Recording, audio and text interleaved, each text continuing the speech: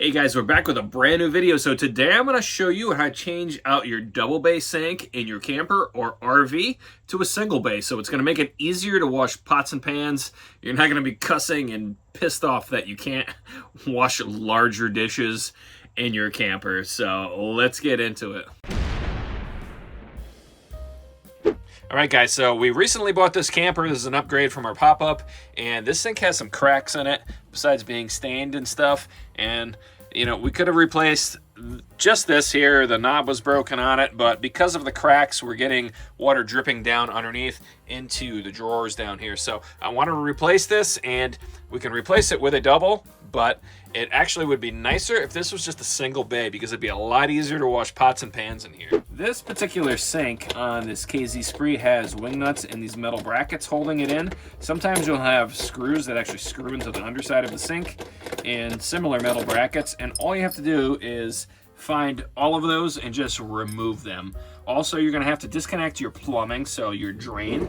I actually already went ahead and disconnected the double drain here to the P-trap. This has PEX tubing that ran up to the faucet, and it had plastic connectors on it. Now, the new faucet that I'm going to install actually has braided stainless steel lines. I mounted this little wood block here, put some PEX clamps on, and I just crimped on these new PEX shutoffs onto the existing hot and cold water line. So you're gonna have to keep that in mind. Depending on if you're just gonna replace with your existing fixture, you probably don't have to mess around with any of this. This was the drain piping from the underside of the dual bay sink. So this right side one went to the right bay and the left side one went to the left bay, obviously.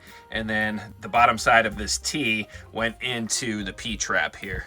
Now, I already have the water lines disconnected, and I was able to get all of the metal brackets out. So this should actually lift right out now. So look at that, comes right out. Now, in order to purchase the correct replacement sink, you're gonna have to measure this opening. So this is a standard 25 by 19 RV sink. So I went on Amazon. I'll drop a link in the description below, and I bought one from Rec Pro. This is what it looks like when it comes in. And I bought a white single bay sink. Now look at that. That's a lot larger area to store more dishes and be able to wash pots and pans a lot easier instead of using that right there. And we also have 3 kids, so we have a lot of dishes. Now, the included hardware with this particular sink, you'll see that there are these metal straps here. They actually do have a little bend in them. I'll show you when we go to install the sink. And they come with additional screws that actually screw into each of these posts here. Now, also to note on the new sink, it doesn't come with holes. If you order this particular model from Rec Pro, it doesn't have the holes, but it has them molded into the actual sink. So what we're gonna have to do is we're gonna have to use a hole saw, and that's gonna depend on the style fixture that you put in. I'm actually putting a single stem fixture, so we're gonna have to drill out an 1 3/8 hole right here. So our very first step, once we get the other sink disconnected, all the plumbing, the water, etc., is to dry fit the new one in here.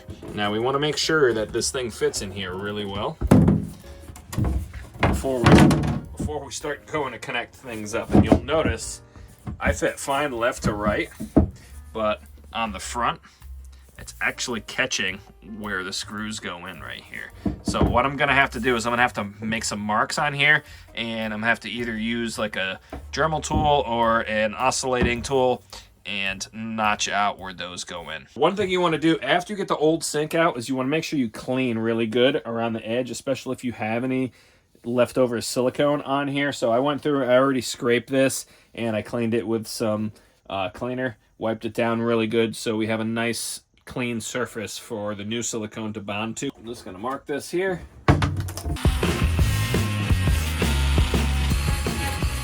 Now that we have that notched out, we're gonna dry fit our sink once more, and you'll see that it fits in here absolutely perfect. So what I'm gonna do now is, because we're gonna be sealing this with silicone sealant underneath here, I'm gonna put a layer of painter's tape around the outside here to keep any silicone that we're gonna put on here from getting all over the place. Plus it lets me know where to actually apply that silicone. All right, now that we have our blue painter's tape in around the whole outside of this, we can actually pull this out now. And what we want to do is we want to mount our drain basket. This is a standard supposedly standard 3.5-inch basket drain, but if you go to the store and you buy a stainless or whatever 3.5-inch basket drain, it actually does not fit recessed in this opening. You actually have to buy an RV, which is plastic, drain basket. Now, it looks just like the standard 3.5 drain basket, but it's actually a little bit smaller. I'll also link this down in the description, and as you notice, this actually fits right down inside of here. So that's super important when you go to do this, so you're not driving back and forth to the store. All right, now when you're installing your drain basket, obviously if it has this protective plastic on it, you want to remove that. Now, a lot of people use plumber's putty around here. So this comes with 2 gaskets. When you get this, it has a paper gasket and a rubber gasket. Both of these actually go on the bottom side. Neither of them go on the top. So some people use plumber's putty. You can take plumber's putty and roll it like Play-Doh, make a little like snake and put it around here. Press this into the drain basket relief here and tighten everything up on the bottom, and then clean the plumber's putty on the top. Well, I like to use silicone, and I'm going to show you what we're going to use here. I like to use the advanced silicone from GE. This is the kitchen and bath, and it's clear. You definitely want to make sure that you have a liberal amount on here, enough where it's going to actually seal. Then we can actually take our drain basket, and I'm going to set it in from the top here. I'm going to flip this over, and we'll see it from the back side here. What I'm going to do is I'm going to actually rotate it, and that's just going to ensure that we have a good seal. We're going to take our rubber gasket first. We're going to put that on. Then we're going to put our paper gasket on after that. The paper gasket's basically just like a washer, and it keeps this from bunching up the rubber gasket as you tighten up this nut onto the drain basket. Sometimes this is going to want to spin, so you can hold it with your hand and then tighten up, clean up. If there's any excess silicone that's kind of sticking out, you want to make sure that before you put any water in here, you let this sit up for the prescribed time that is indicated on your silicone. Like I mentioned earlier, this does not have the holes already pre-drilled, but they are formed into the actual sink. And since I'm using a single spout, what we're going to do is we're going to just grab a drill bit and we're going to pilot drill a hole. Now my fixture, although it has this nice trim piece on here, it only uses the center hole on here. Depending on what you have, you may have to drill out all 3, but the actual hole size for a standard kitchen sink is 1 3/8. So I have a 1 3/8 hole saw, and the reason I drilled this pilot hole is so we can flip this over and drill from the top side, use that pilot hole to fit the bit from the hole saw through it. Now the reason we want to drill through the top is because this particular material will chip if you're not careful. So we're gonna just go slow. It's not very thick. If you look at this, it's maybe an 1/8 inch thick, but take your time so you're not, making the bit slip off and scratching the heck out of your brand new $150 sink. We're gonna mount our fixture before we actually drop the sink in place, because there's not a lot of room in here for me to be able to reach up. So this particular fixture is very similar to the actual drain basket, where you have a rubber washer that goes on first, and then there's a steel washer instead of a paper washer. And this is what the nut actually tightens against to hold this onto the sink itself. Now this is the nut.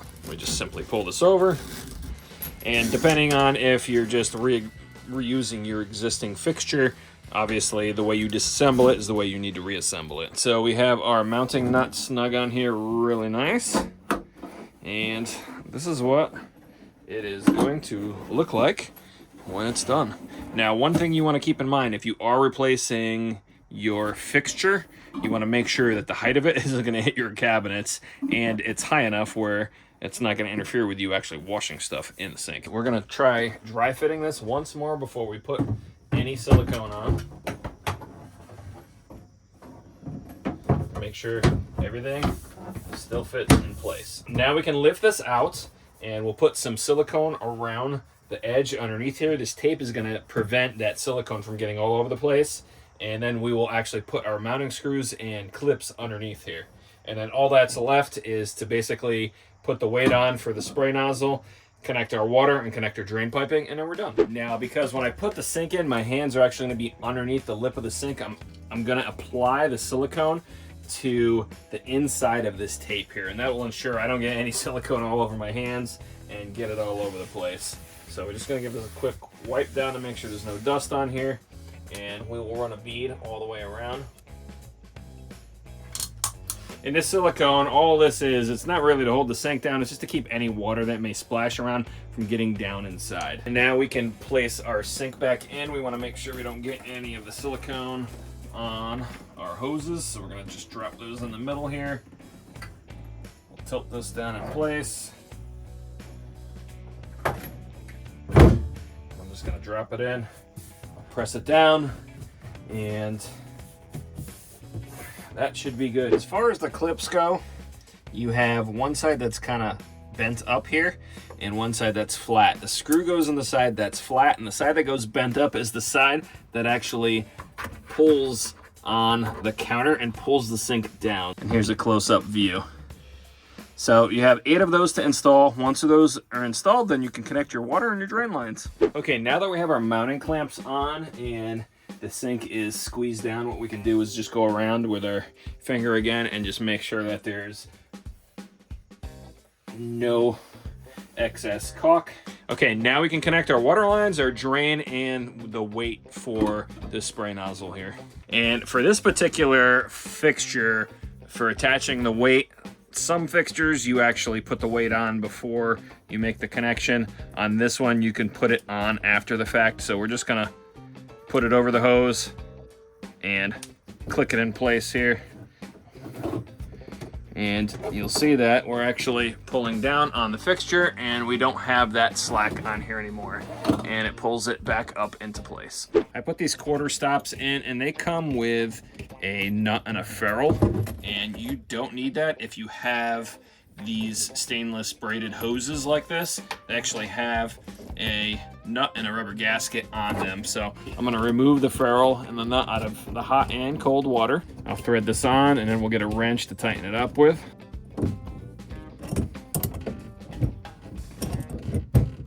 Chances are, if you had a double basin sink, this is what your drain piping is going to look like. Now, to be able to get a single one down into there, I went to the big box stores, short of actually buying ABS and ABS glue and some fittings and making my own. There was really nothing pre-made in the store that would actually work. Now, the length of this actually fits perfectly because of where this drain is. It's actually in the same exact spot as the double basin sink. So what we're gonna do is we're gonna take some new washers here because the old ones were kind of rock hard. This is the old one here. And I just want to make sure none of this stuff leaks, right? Water is the enemy to RVs, right? So we're going to place this inside of here. We're going to connect this to the bottom of our drain basket, okay? Now this side is just a compression fitting here. You'll see the little seal inside of here. That's actually going to go into our P-trap. And then right here, instead of eliminating this, right, since we don't have that other bay on the sink now, we're actually going to put a washer in here, and you can actually get an 1.5 inch cap. So this is all 1.5 inch ABS. So we're just going to take an 1.5 inch cap and we're going to put this on here, and this will be totally fine as long as you make sure there's a gasket in there. You're not going to have any issues. So we're going to put this on here loosely so we can still move it around. Now here's our trap. If we move our trap over this way, we can actually tighten this right up. Okay, we may actually have to push this over just a little bit more. There we go. We're going to tighten up our other fitting on the trap here. And we make sure we slope down just a little bit. Okay, and now that all that's tightened together, now we can actually tighten the bottom of the tailpiece to the drain basket. And then this extension tube here, we'll tighten this up also. Now that's all there is to it. We have all of our piping in, we have our P-trap, and that's going to prevent any of the sewer gases coming back from the black tank. This already had the integrated air vent on here, and everything's finished up top. So check that out. All right, guys, so it took me probably about an hour, including recording this video, to change this double bay sink out to a single. You know, it's obviously it's going to depend on the type of RV or camper that you have, but it's a really nice upgrade to be able to wash, you know, pots and pans in your sink instead of having those two really small bays. I have this large sink now. It's going to make life a lot easier when we're camping and we have full hookups, or, you know, we're running off the holding tank. But thanks for watching, guys. Make sure to like and subscribe and stay tuned for some more RV videos. And if there's anything that you want to see, let me know down in the comments below. Until next time.